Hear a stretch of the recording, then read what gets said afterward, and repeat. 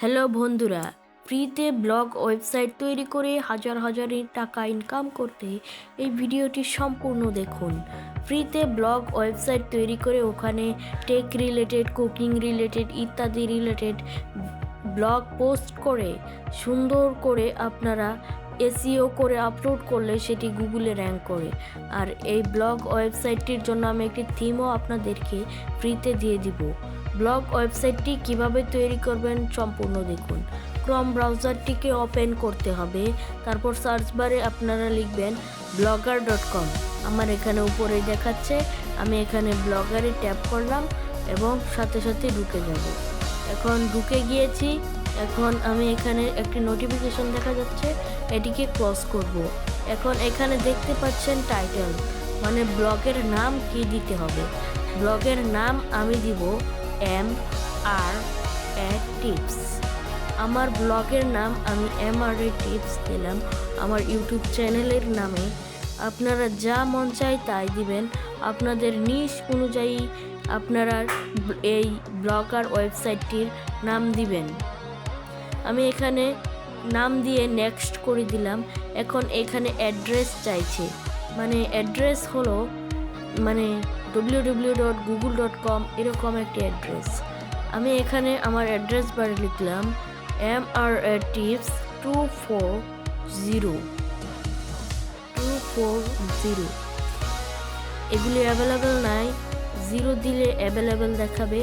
আমি এখানে 0 দিয়ে দিলাম, অ্যাভেলেবেল হয়ে গেল। এখন এখান থেকে নেক্সট করে দিব।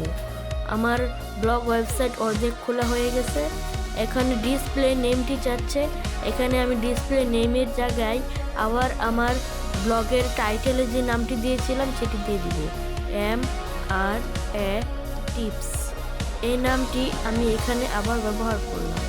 তারপর ফিনিশে ক্লিক করলেই আমাদের ব্লগ ওয়েবসাইটটি সম্পূর্ণ তৈরি করা হয়ে যাবে।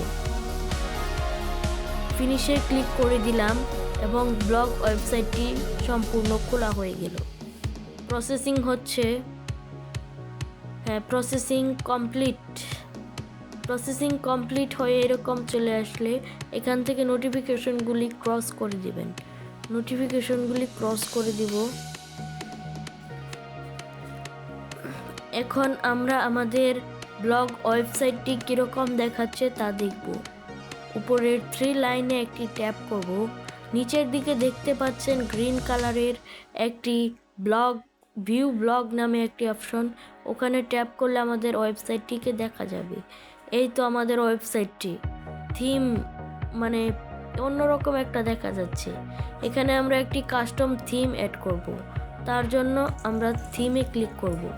উপরের 3 লাইনে আবার ট্যাপ করব। উপরের 3 লাইনে আবার ট্যাপ করার পর থিমে একটি ক্লিক করব। থিমে ক্লিক করার পর নিচে কাস্টমাইজের নিচে যে অ্যারো বাটনটি দেখতে পাচ্ছেন ওখানে একটি ক্লিক করব। কাস্টমাইজের নিচে যে অ্যারো বাটনটি দেখতে পাচ্ছেন, ভুল করে কাস্টমাইজের টিপ লেগে গেছে, দাঁড়ান 1 মিনিট। কাস্টমাইজের নিচে যে তীরের মাথার মতো একটা আইকন দেখতে পাচ্ছেন, ওখানে ট্যাপ করার পর রিস্টোরে একটি ট্যাপ করতে হবে, তারপর আপলোডে একটি ট্যাপ করতে হবে। আপলোডে ট্যাপ করার পর এখানে দেখা যাবে ব্লগার প্রো থিম নামে একটি থিম দেখা যাবে, কিন্তু এখানে নাই, একটু খুঁজে দেখছি। আমি আমার ফাইল ম্যানেজার থেকে ব্লগার প্রো থিমটি দেখতে পাচ্ছি। এটির ভিতরে XML ফাইল আছে, এটিকে ওপেন করে আপনাদেরকে দেখাই। আমি এক্সপ্লোরে ওপেন করলাম। এই কোডটাই হলো ব্লগার প্রো থিমের মেন কোড। এখানে কোনো লেখা পরিবর্তন করবেন না।